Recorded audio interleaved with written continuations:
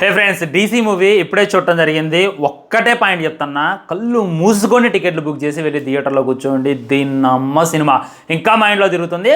మళ్ళీ ఇంకో షో వెళ్ళాలా అనేటటువంటి ఫీలింగ్ అయితే నాకు కలిగింది. వేరే లెవెల్ అంటే వేరే లెవెల్ ఉంది. అనిరుద్ యా నుండి స్టార్ట్ చేయాలి అసలు? అనిరుద్ నేను ప్యారడైజ్ అప్పుడు చాలామంది అన్నారులే, కానీ ఇప్పుడు వెళ్తే ఇంకా తిడతాను అనేటటువంటి ఫీలింగ్ కలిగింది. ఓకే, సినిమా స్టోరీ లైన్ ఏంది, సినిమా డెప్త్ ఏంది అనేటటువంటిది మాట్లాడుకునేటటువంటి ప్రయత్నం చేద్దాం అనమాట. సినిమా స్టోరీ లైన్ ఏంటంటే, మన లోకేష్ కనకరాజు అతను చూసుకున్నట్లయితే దాస్, తను సర్కార్ అనేటటువంటి ఒకరి కింద పనిచేస్తూ ఉంటాడు. అయితే పోలీసుల దగ్గర ఉన్నటువంటి వెపన్స్ దొంగలించే తను డిస్ట్రిబ్యూట్ చేయడం అనేటటువంటిది తన పని. ఆ విధంగా చేస్తూ ఉన్నప్పుడు అనుకోకుండా వేరే అమాయకులు అయితే తన వల్ల చనిపోతారు. సో ఆ అమాయకులకి న్యాయం చేయాలి. అమాయకుల దగ్గర ఉన్నటువంటి డబ్బుల్ని పోలీసులు అయితే కాజేస్తారు. వాళ్ళ డబ్బులు వాళ్ళకి ఇవ్వాలి అనేటటువంటి తన ప్రయాణం అయితే స్టార్ట్ చేస్తారు అనమాట. ఆ ప్రయాణం మొదలుపెట్టిన తర్వాత తనకు మధ్యలో ఒక అమ్మాయి అయితే పరిచయం అయింది. అమ్మాయి చాలా బాగుంటుంది, ఫస్ట్ హీరోయిన్ అని చెప్పుకోవచ్చు. ఆ అమ్మాయి చనిపోద్ది. ఆ తర్వాత మరి ఇంకొక అమ్మాయి అయితే తన లైఫ్లోకి వస్తుంది. సో వీళ్ళిద్దరూ కలిసి ఎలా రివెంజ్ తీర్చుకున్నారు అనేటటువంటిదే సినిమా స్టోరీ లైన్. చాలామంది తను ప్రాసిక్యూటర్, సో తను రివెంజ్ ఈ స్టోరీ అని చెప్పి ట్రైలర్ మనం అనుకున్నాం. అది కానే కాదనమాట.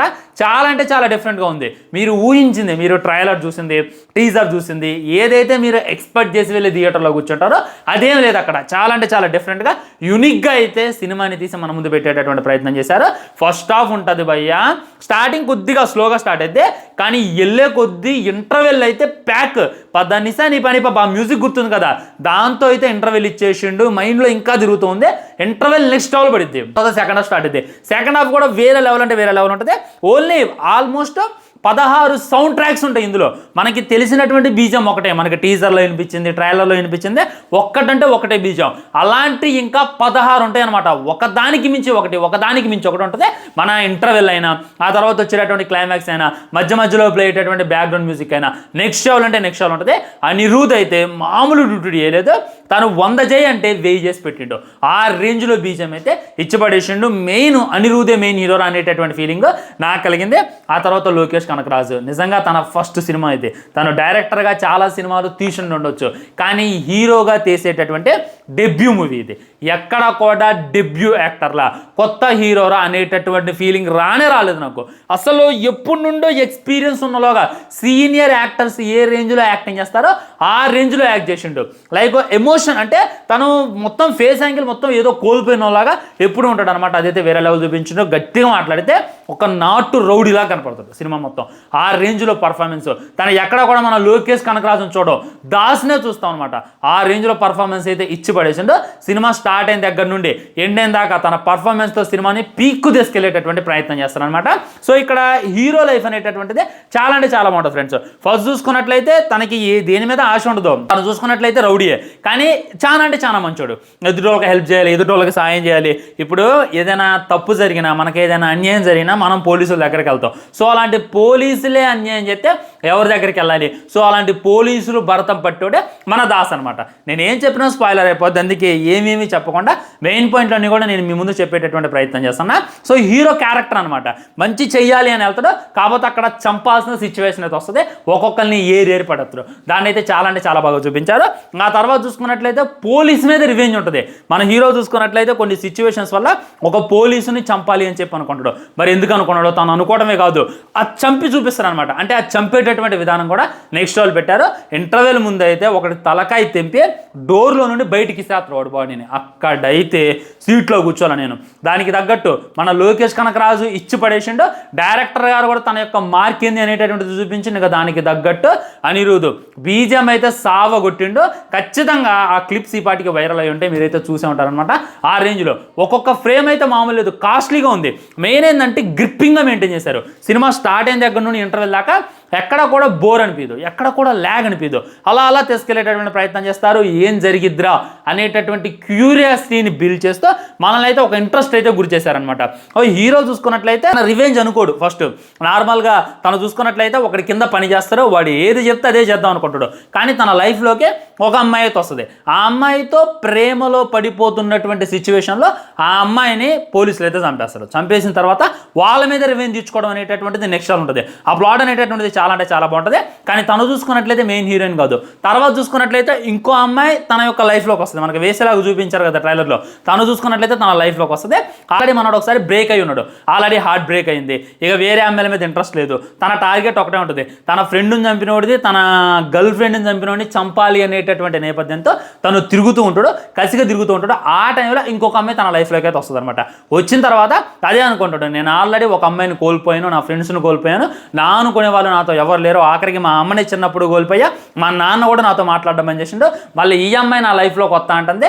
ఇది ఎలా సాధ్యం అంటే ఈ అమ్మాయి ఉంటుందో ఉండదో అనేటటువంటి ఉద్దేశంతో తను దూరం పెడతాను అనమాట. ఆ తర్వాత మరి ఆ అమ్మాయిని ఎలా ఓన్ చేసుకుంటాడు, వీళ్ళిద్దరూ కలిసి రివెంజ్ ఎలా తీర్చుకున్నారు అనేటటువంటిది నెక్స్ట్ అలా ఉంటుంది అనమాట. అండ్ ఈ సినిమాలు ఇంకా ప్లస్ బ్రూతల్ మామూలుగా ఉండదు.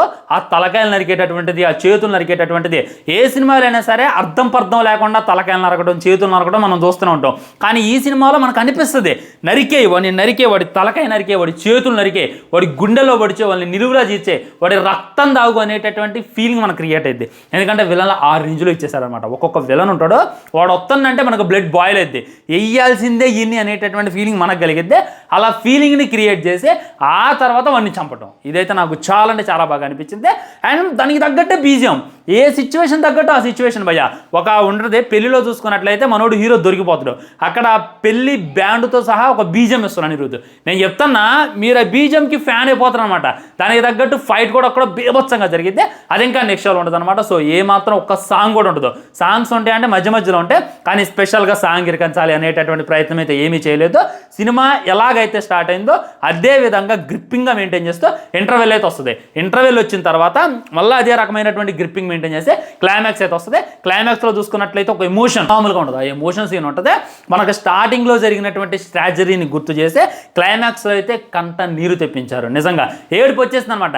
మళ్ళీ బీజం, ఆ బీజం కూడా నెక్స్ట్ లెవెల్. ఆ బీజం నేను ఆల్రెడీ విన్నా, కానీ ఆ సీన్తో సహా, ఆ వాయిస్ ఓవర్తో సహా, ఆ బీజం చూస్తున్నప్పుడైతే కళ్ళమటి నీళ్ళలాగో గూస్ బంప్స్ అనేటటువంటిది చాలా అంటే చాలా చిన్న మతం అయిపోద్ది.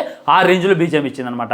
ఈ విధంగా ఇంటర్వెల్ నెక్స్ట్ ఉంటుంది, క్లైమాక్స్ నెక్స్ట్ ఉంటుంది, మధ్య మధ్యలో ఉండేటటువంటి సీన్స్, ఆ సంభాషణ కూడా మనకి ఎక్కడ కూడా బోర్ అనిపించదు. హీరో హీరోయిన్ మాట్లాడుకుంటున్నప్పుడైనా, హీరో వాళ్ళ ఫ్రెండ్స్ మాట్లాడుకుంటున్నప్పుడైనా, ఒక్కొక్క క్యారెక్టర్ వస్తున్నప్పుడైనా, ముఖ్యంగా స్క్రీన్ ప్లే చాలా నీట్గా ఉంటుంది.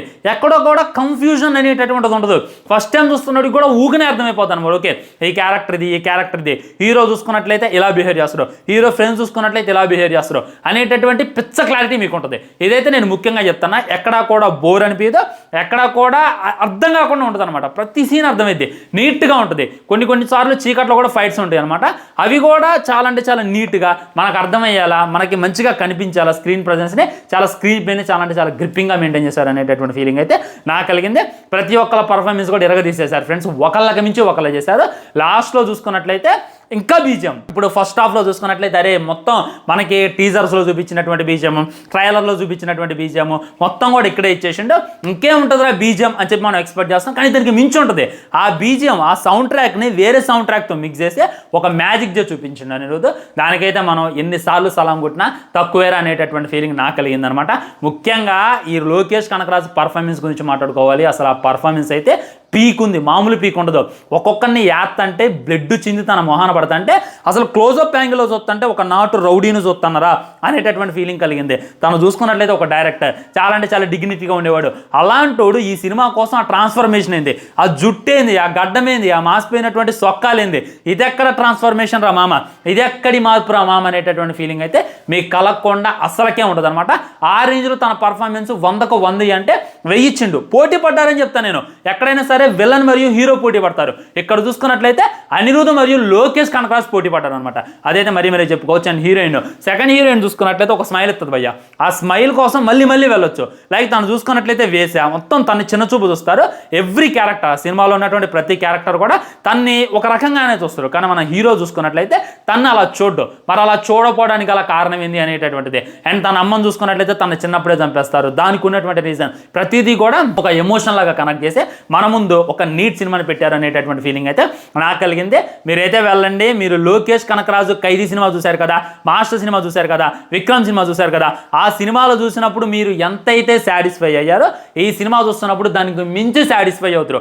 లైక్ తనను తానే డైరెక్ట్ చేసుకుంటారా అనేటటువంటి ఫీలింగ్ కలిగింది. ఈ సినిమా డైరెక్టర్ చూసుకున్నట్లయితే అరుణ్ మతేశ్వన్, కానీ ఎక్కడ కూడా మన లోకేష్ సినిమా లాగా అనిపించింది. అదైతే నేను మెయిన్ చెప్తాను. నాకైతే ఎక్కడ కూడా బోరింగ్ అనిపించలేదు, ఎక్కడ కూడా ల్యాగ్ అనిపించలేదు, ఎక్కడ కూడా డల్ అనిపించలేదు. స్క్రీన్ ప్లేని ఎలా లేపేశారు, బీజిఎంని ఎలా లేపేశారు, లోకేష్ కనకరాజ్ పర్ఫార్మెన్స్, ఇద్దరు హీరోలు ఉంటారు వాళ్ళిద్దరు పర్ఫార్మెన్స్, విలన్ పర్ఫార్మెన్స్, తన ఫ్రెండ్స్ పర్ఫార్మెన్స్, మాట్లాడుకుంటూ పోతే ప్రతిదీ కూడా నెక్స్ట్ లెవెల్ ఉందన్నమాట. ఎమోషన్ కూడా చాలా అంటే చాలా బాగుంది. తన ఫాదర్కి వాళ్ళ ఫాదర్ వాళ్ళ ఫ్రెండ్ వచ్చి ఒక స్టోరీ చెప్తారు అనమాట. ఆ స్టోరీ కార్డ్ అయితే నిజంగా ఏడుపు వచ్చేసింది, గూస్ బంప్స్ వచ్చాయి, కళ్ళమని నీళ్ళు కూడా వచ్చాయి అనమాట. డెఫినెట్గా వెళ్ళి సినిమా చూడండి. మీకు ఏ విధంగా అనిపించింది అనేటువంటి కింద కామెంట్ చేయండి. మీకైతే పక్కా నచ్చింది, నాది గ్యారంటీ. ఉంటా ఫ్రెండ్స్. ఛానల్ని సబ్స్క్రైబ్ చేసుకొని వీడియో లైక్ చేయండి, వీడియో షేర్ చేయండి.